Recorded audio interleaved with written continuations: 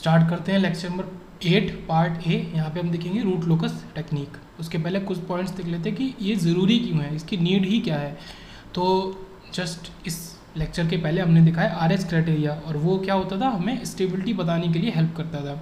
Root locus भी उसी का एक कह सकते हैं कि नेक्स्ट वर्जन है। ओके, ये भी टाइम एनालिसिस ही अभी चल रहा है, अभी फ्रिक्वेंसी हमारा स्टार्ट नहीं हुआ है। तो जो हमारे क्या होते थे, डिसएडवांटेज होते थे आरएच क्राइटेरिया के, उसको ओवरकम करता है रूट लोकस। वहाँ पे जो डिसएडवांटेज थे उनको ओवरकम करके हमने यहाँ पे एक नया तरीका निकाला जो कि उससे ज़्यादा बेहतर है, और ये हमारा टाइम डोमेन में ही एप्लीकेबल होता है। Root locus is completion and perfection in the time domain. तो जो कमी रह गई थी आरएच क्राइटेरिया में, उसको ये यहाँ पे कंप्लीट कर देता है। अच्छा, इसको टेक्निक को निकाला किसने था, मतलब इन्वेंट बोले या फाइंड किसने किया था, तो ये है WR इवान, जस्ट ऐसे याद रखने के लिए। तो इन्होंने रूट लोकस टेक्निक को बनाया था। अब एक एक पॉइंट करके देख लेते हैं। तो रूट लोकस टेक्निक जो है वो एक तरीके की क्या है, ग्राफिकल टेक्निक है that deals with the location of roots. ठीक है, ये लोकेशन ऑफ रूट से डील करता है। अब देखो थोड़ा सा क्या करना है, पेशेंस रखना है, और इस लेक्चर के एंड तक आपको एकदम रूट लोकस क्लियर हो जाएगा कि अच्छा रूट लोकस क्यों होता है, कैसे होता है, वो सब चीज़ें। तो क्या होता है कि ग्राफिकल टेक्निक होती है जो कि रूट्स की लोकेशन से डील करती है। हम क्या करते हैं, रूट्स को डिफरेंट लोकेशंस पे जो भी उनकी है उसको बनाते हैं एस डोमेन में, एस प्लॉट में, और द कैरेक्टरिस्टिक इक्वेशन। किसके रूट्स की बात हो रही है, तो कैरेक्टरिस्टिक इक्वेशन मतलब हमारा QS जो है, कैरेक्टरिस्टिक इक्वेशन। ओके, तो 1 plus open loop transfer function जो होता है उसके रूट्स की बात हो रही है यहाँ पे। ओके, तो इसको as a function of one of the system parameter, तो किसको लेके बनाते हैं। देखिए ये इंपॉर्टेंट है, आपको रूट्स को दिखाना तो है। ठीक है, एक मिनट, जैसे ये आपका एस डोमेन, रूट्स को मान लो आप ऐसे दिखा रहे हो, यहाँ दिखा रहे हो, कहीं में दिखा रहे हो, बट किसी चीज़ को एज अ फंक्शन भी तो लेना पड़ेगा ना, वो चीज़ ज़रूरी है। तो यहाँ पे हम किसको, one of the system parameters को एज अ फंक्शन इस्तेमाल करते हैं, यूजली ओपन लूप गेन। तो यूजली जो हमारा इस्तेमाल होता है वो होता है ये के, जो के होता है ये हमारा ओपन लूप गेन। ये इसको एज अ फंक्शन लेके हम रूट्स की लोकेशन को दिखाते हैं इस प्लॉट में, और उसी ग्राफिकल रिप्रेजेंटेशन को हम क्या कहते हैं, रूट लोकस टेक्निक कहते हैं। फिर ये जो के होता है इसकी वैल्यू को हम वेरी करते हैं 0 से लेके इन्फिनाइट तक। मतलब पहले के इक्वल टू 0 के लिए ड्रॉ कर दिया, फिर के इक्वल टू इन्फिनाइट के लिए दोनों को कनेक्ट कर दिया। तो ये चीज़ यहाँ पे इंपॉर्टेंट है। एक और इम्पॉर्टेंट पॉइंट है कि डोंट टेक जो ये हमारे ओमेगा एन, जाई, ये क्या है, अल्फा, ये भी हमारे पैरामीटर्स हैं, सिस्टम पैरामीटर, इनको हमें यहाँ नहीं लेना है। तो ये इसकी एक तरीके से कह सकते हैं टेक्निक है, leads to limitation of root locus but के leads to advantage of the root locus. But क्योंकि हम यहाँ पे के को यूज़ करते हैं इसलिए वो एक एडवांटेज की तरह काम करता है रूट लोकस का। और ये जो ओमेगा एन है, omega n, zeta, alpha, omega d, only suited for second order system. ये केवल सेकंड ऑर्डर सिस्टम पे सूट करते हैं, हर किसी ऑर्डर पे नहीं। मान लो third order, fourth, higher order, तो हर किसी ऑर्डर पे शूट नहीं करते ये वाले। तो इसीलिए हम केवल के को इस्तेमाल करते हैं एज अ फंक्शन, और हम क्या करते हैं, रूट्स की लोकेशन को विद द हेल्प ऑफ के एज अ फंक्शन प्लॉट करते हैं, जो जहाँ पे हम के को वेरी करते हैं 0 से लेके इन्फिनाइट तक। ओके, तो 1 बाई 1 चीज़ों को देखते चलेंगे। उसके बाद क्या है कि जो अदर ऑर्डर की अगर बात करें तो वहाँ पे क्या होता है ना कि अगर आप के को पैरामीटर की तरह ले रहे हो, अच्छा ये तो वही पॉइंट है कि के को पैरामीटर की तरह लेना है, तो के का रिलेशन देखेंगे तो omega n proportional to root के डायरेक्टली प्रोपोर्शनल होता है ओमेगा एन, ये अदर ऑर्डर के लिए है। और जाई भी होता है इनवर्सली प्रोपोर्शनल टू 1/रूट के, तो ये चीज़ हो गई। ओके, ये लेकिन अदर ऑर्डर्स के लिए, जो प्रॉपर सेकेंड ऑर्डर सिस्टम है ये वाला केस, सेकेंड ऑर्डर के लिए केवल और केवल ओमेगा एन और के बीच में रिलेशन होता है, जाई के बीच में नहीं होता। तो ये हमारा पॉइंट हो गया एक, तो कि हम बाकी ऑर्डर में omega n, zeta, alpha, omega D, इन सबको यूज़ क्यों नहीं करते, इसी वजह से यूज़ नहीं करते हैं। ओके, और सेकेंड ऑर्डर में हमारा क्योंकि ये केवल ओमेगा एन इसी के संग रिलेशन में होता है, हमारा जाई रिलेशन में नहीं होता। उसके बाद एक और इम्पॉर्टेंट पॉइंट है, ऐसा करते थोड़ा सा इसको और सेपरेट कर लेते हैं।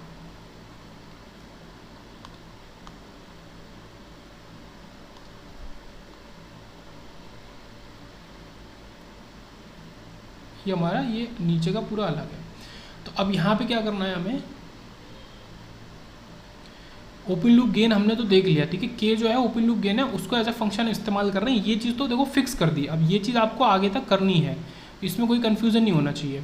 अब क्या करेंगे कि के की वैल्यूज़ को देखते हैं कि कहाँ से कहाँ तक लाई कर दी है, तो हमारे किस तरीके का जो रूट लोकस है वो यूज़ कर सकते हैं। पहली बात इसके लिए आपको ये पता होना चाहिए कि रूट लोकस भी 2 तरीके का होता है। एक तो आपका ये हो गया सिंपल रूट लोकस, जो कि आपका नेगेटिव फीडबैक सिस्टम में इस्तेमाल होता है। देखो बहुत सीधी सी बात है, नेगेटिव फीडबैक सिस्टम अगर होगा तो के की वैल्यू पॉजिटिव होगी, ठीक है, के की वैल्यू और जो फीडबैक है वो अपोजिट काम करते हैं। ओके, मतलब केवल सिंपल याद रखने के लिए। तो नेगेटिव फीडबैक सिस्टम होगा अगर आपका, तो वहाँ पे के की वैल्यू होगी पॉजिटिव, और जब के की वैल्यू पॉजिटिव होगी तो हम क्या करते हैं, रूट लोकस को निकालते हैं। ये लिखा है निकालते हैं रूट लोकस को। ओके, तो ये 0 से लेके इन्फिनिटी के बीच में, मतलब यहाँ पे ऑब्वियसली क्या बात है कि के हमारा पॉजिटिव है, के पॉजिटिव है, इसका मतलब सिस्टम हमारा नेगेटिव फीडबैक वाला होगा। तो ये चीज़ हो गई। उसके बाद देखते हैं पॉजिटिव फीडबैक सिस्टम अगर हमारा है, तो पॉजिटिव फीडबैक सिस्टम है, इसका मतलब कि के की वैल्यू नेगेटिव होगी क्योंकि अपोजिट वैल्यू पे काम करता है, और के की वैल्यू नेगेटिव है, इसका मतलब के माइनस इन्फिनिटी से लेके 0 के बीच में लाई कर रहा है। तो नेगेटिव वैल्यू और पॉजिटिव फीडबैक, नेगेटिव वैल्यू, यहाँ पे हमें उल्टा करना है, यहाँ पे हमें रूट लोकस ना निकालते हुए हमें कॉम्प्लीमेंट्री रूट लोकस निकालना है। Okay, this is complementary root locus, ये जो है। तो यहाँ पे कॉम्प्लीमेंट्री रूट लोकस निकालो, जिसको हम देखेंगे नेक्स्ट लेक्चर्स में, ठीक है, लेक्चर नंबर 9 ऑनवर्ड्स। ओके, तो कॉम्प्लीमेंट्री रूट लोकस जो होता है, या फिर उसको इन्वर्स रूट लोकस भी बोलते हैं, तो ये अलग तरीके का रूट लोकस होता है जो कि काफ़ी इंपॉर्टेंट पॉइंट है।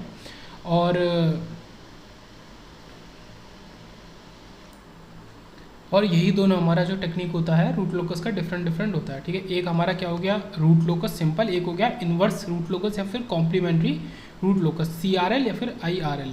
ओके, तो ये दोनों हो गए हमारे। अब हमें ये भी पता चल गया के को हम यूज़ कर रहे हैं एज अ फंक्शन। ओके, 0 से इन्फिनिटी तक वेरी कर रहे हैं, वो भी रूट लोकस के लिए। अभी हम केवल रूट लोकस की बात कर रहे थे ना, तो के क्योंकि के हमारा पॉजिटिव है, के पॉजिटिव है, मतलब वो सिस्टम हमारा कैसा था, नेगेटिव फीडबैक सिस्टम था। ओके, ये वाला पहला केस। तो के को 0 से लेकर इन्फिनिटी के बीच में वेरी करो और उससे रूट लोकस निकालो। अगर आपने इसका उल्टा किया, के को आप माइनस इन्फिनिटी से 0 के बीच में वेरी कर रहे हैं, मतलब के की वैल्यू ही नेगेटिव है, तो मतलब सिस्टम पॉजिटिव फीडबैक का था, और वहाँ पे हम कॉम्प्लीमेंट्री रूट लोकस निकालते हैं। तो अभी तो कैटेगराइजेशन कर दिया, वापस आते हैं अपने रूट लोकस पे ही। तो एक चीज़ और है कि जो रूट्स होते हैं हमारे, वो क्लोज लूप पोल्स होते हैं। ये तो हमें पता ही है कि जो रूट्स होते हैं वो क्लोज लूप पोल्स होते हैं, बट गेन जो होता है हमारा, जो गेन है के है, वो ओपन लूप गेन होता है। मतलब जैसे डिफरेंस बताने के लिए कि रूट जो हम बात कर रहे हैं वो तो क्लोज लूप वाले हैं, और जो पोल उसकी गेन की बात कर रहे हैं वो ओपन लूप टाइप का गेन है। तो डिफरेंस को क्लियर करने के लिए मैंने इस पॉइंट को यहाँ पे डाल दिया। उसके बाद बात करते हैं to determine stability use RS criteria, ठीक है। RS क्राइटेरिया को यूज़ करो आप स्टेबिलिटी को बताने के लिए या डिटरमाइन करने के लिए, तो सिंपल पॉइंट हो गया। और आगे देखते हैं कि consider OLTF open loop transfer function. देखो ये तो मैंने पहले ही बता दिया था कि हम QS का यहाँ पे यूज़ करते हैं, जो कि 1 + OLTF के इक्वल होता है। तो OLTF को देखना तो ज़रूरी है ही, पड़ेगा ही। तो ये क्या हो गया, G × HS OLTF, तो K × S+, ठीक है, ये S + Z1, और इस तरीके से आगे S + Z2 and so on. नीचे S की पावर R मान सकते हैं, जैसे मान लो नीचे S² है, S³ है, तो ये क्यूब और स्क्वायर क्या है, उसी को हमने यहाँ R से डिनोट कर दिया, जो कि ऑर्डर ऑफ द सिस्टम है। ओके, तो ये क्या चीज़ होती है कि कितने जो हमारे पोल्स हैं वो ओरिजिन पे लाई करेंगे, ये उसको बताता है। तो K, ठीक है, S + Z1, नीचे क्या हो गया आपका S + P1 P2, इस तरीके से S + P2 and so on. तो जितने भी नीचे चीज़ होंगी वो क्या होंगे, ओपन लूप पोल्स होंगे हमारे। जितने भी ऊपर होगा वो क्या होगा, ओपन लूप जीरोज होंगे। ऑब्वियस सी बात है, जीरोज ऊपर होते हैं, पोल्स हमारे डिनोमिनेटर में होते हैं। तो बहुत ही बेसिक पॉइंट जिसको हमने यहाँ पे समझा। उसके बाद QS = 1 + G × HS, क्योंकि QS हमें निकालना है, हमें कैरेक्टरिस्टिक इक्वेशन हमें निकालनी है, तो हमने इसको ऐसे रख लिया 1 + G × HS। तो ये कुछ इस तरीके से बन गया 1 + K, और ये जो भी था वो यहाँ पे पूरा आ गया, इसमें कुछ नया नहीं है।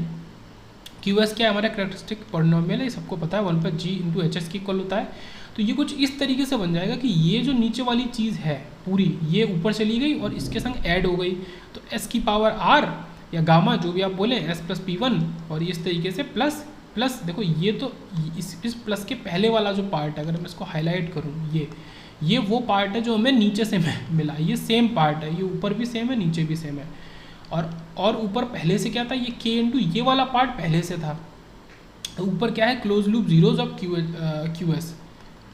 ऊपर जो हमारा मिलेगा वो ऑब्वियसली बात है जीरोज होगा, और जो नीचे होगा वो क्या होगा, क्लोज लूप पोल्स होगा। अगर आप देख पा रहे हो, दिस इज CLP लिखा हुआ है, ठीक है, ये भी CLP लिखा हुआ है। तो close loop poles of QS। But एक चीज़ हमें पता है, कैरेक्टरिस्टिक इक्वेशन को हम 0 के इक्वल लगते हैं, ठीक है, ये भी लिखना भूल गया, तो ये 0 के इक्वल लगते हैं। अब आप एक चीज़ बताओ, अगर इसको 0 के इक्वल रखेंगे तो इसका डिनोमिनेटर तो हो जाएगा गायब, बचेगा केवल न्यूमरेटर। क्या, देखिए ये चीज़ है, इसको 0 के इक्वल रखोगे तो ये इसमें मल्टीप्लाई हो जाएगा, तो आपका केवल न्यूमरेटर बचेगा। अब न्यूमरेटर क्या है, न्यूमरेटर हमारा close loop zeros of QS है। ओके तो जो कैरेक्टरिस्टिक इक्वेशन होती है उसमें पोल्स का तो काम खत्म हो गया। अब वो अलग बात है कि ये जो आपका क्लोज लूप जीरोस था, इसके अंदर ये पोल्स वाला सेक्शन मौजूद है, ये एक डिफरेंट बात है। ठीक है, बहुत इंपॉर्टेंट बात बता रहा हूँ, ध्यान से समझना कि वो एक अलग बात है कि ये जो हमारा क्लोज लूप जीरोस वाला पार्ट था, इसके अंदर क्लोज लूप जो नीचे पोल्स थे, क्लोज लूप पोल्स थे, उसका पार्ट मौजूद है, बट जो ओवरऑल क्लोज लूप पोल्स थे वो हमारे यहाँ चले गए। क्यों? क्योंकि हमने इसको जीरो के इक्वल रख दिया। तो यहाँ से क्या कंक्लूजन निकला कि पोल्स ऑफ क्यूएस जो होता है वो ओपन लूप पोल्स होता है। पहली बात तो जो क्यूएस के पोल्स होंगे वो ओपन लूप होंगे, ना कि क्लोज लूप। क्यों? क्योंकि क्लोज लूप हमारे जा चुके हैं। ठीक है, क्लोज लूप पोल्स जो हैं वो हमारे मौजूद ही नहीं होंगे क्यूएस के अंदर। दूसरी बात, जीरोज ऑफ क्यूएस जो होता है, जो कि या फिर क्यूएस या पॉलिनोमियल बोल सकते हैं, equal to roots of QS. ठीक है, ये डिफरेंट चीज़ है थोड़ा सा। अब ये देखेंगे नीचे कि जो क्यूएस पॉलिनोमियल की बात कर रहे हैं, देखो क्यूएस क्या मतलब होता है? कैरेक्टरिस्टिक। तो ये पूरा हो गया कैरेक्टरिस्टिक पॉलिनोमियल। तो जो कैरेक्टरिस्टिक पॉलिनोमियल एक अलग चीज़ है, कैरेक्टरिस्टिक इक्वेशन एक अलग चीज़ है। ओके, ध्यान से मेरी बात सुनना, कैरेक्टरिस्टिक पॉलिनोमियल एक अलग चीज़ है, कैरेक्टरिस्टिक इक्वेशन एक अलग चीज़ है। ओके, तो जीरोज ऑफ कैरेक्टरिस्टिक पॉलिनोमियल जो होंगे equal to roots of characteristic equation. तो ये डिफरेंस है कि जो कैरेक्टरिस्टिक इक्वेशन के जो रूट्स होते हैं वही कैरेक्टरिस्टिक पॉलिनोमियल के जीरोज होते हैं, या फिर जो कैरेक्टरिस्टिक पॉलिनोमियल होता है उसके जो जीरोज होते हैं वही कैरेक्टरिस्टिक इक्वेशन के रूट्स होते हैं। तो इसको थोड़ा डिटेल में समझ लेते हैं। देखो ये तो सिंपल सी बात हो गई, कैरेक्टरिस्टिक इक्वेशन इक्वल टू मतलब क्यूएस इक्वल टू जीरो, ये चीज़ हो गई, सबको पता है। कैरेक्टरिस्टिक पॉलिनोमियल क्या होता है ये देखते हैं। कैरेक्टरिस्टिक पॉलिनोमियल में क्या आ जाता है आपका? क्लोज लूप पोल्स ऊपर अपॉन ओपन लूप पोल्स नीचे। ठीक है, ये इस तरीके से। अभी इसको हमने जो 1 प्लस और 0 के इक्वल रखना वो सब कुछ नहीं किया है। जो हमारा नॉर्मल चीज़ होती थी वही हमारा कैरेक्टरिस्टिक पॉलिनोमियल कहलाता है। अब आप देखो इसके ऊपर क्या मौजूद होंगे? जीरोज मौजूद होंगे, नीचे क्या मौजूद होंगे? पोल्स मौजूद होंगे। अब मैं इसमें क्या करूँ? मैं इसमें 1 प्लस समथिंग करके, ठीक है, 1 प्लस इसी को करके और इसको 0 के इक्वल रख दूँ, तो जो नीचे वाली चीज़ होगी वो तो ऊपर ऐड हो जाएगी, जो कि हम देखते आ रहे हैं। ओके, और नीचे वाली चीज़ 0 के इक्वल रखा है क्योंकि, तो वो गायब हो जाएगी। तो ये क्या कहना चाह रहे हैं कि जो कैरेक्टरिस्टिक पॉलिनोमियल था इसके जो जीरोज थे जो कि ऊपर मौजूद थे, ये CLP, ये जीरोज थे, यही अब नए जो कैरेक्टरिस्टिक इक्वेशन होंगे उसके रूट्स की तरह काम करेंगे।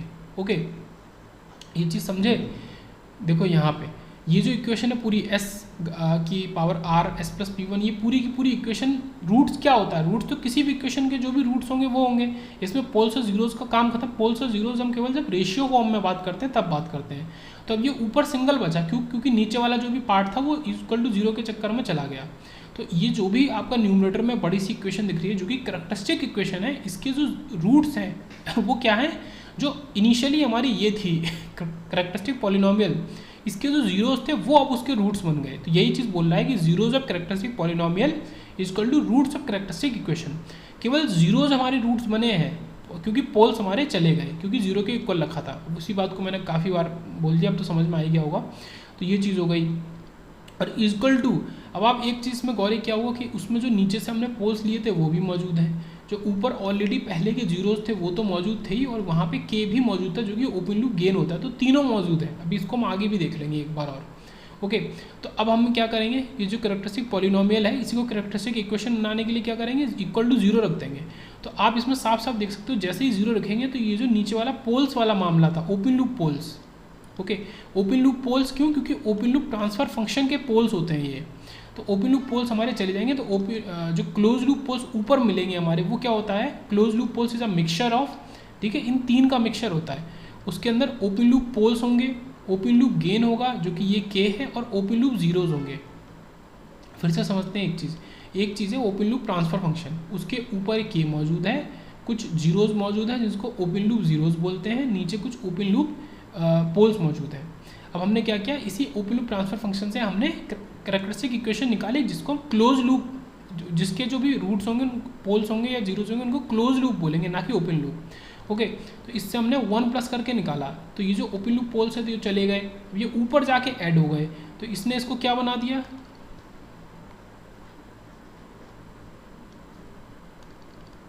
इसने इसको क्या बना दिया? ओपन लूप पोल्स जो कि ऊपर 1 की जगह आ गए, प्लस के into open loop zeros equal to 0। तो अब ये जो पूरा का पूरा हो रहा है एज अ कॉम्बिनेशन, इसको हम बोल रहे हैं क्लोज लूप पोल्स। ओके, अब समझे क्लोज लूप पोल्स क्या है?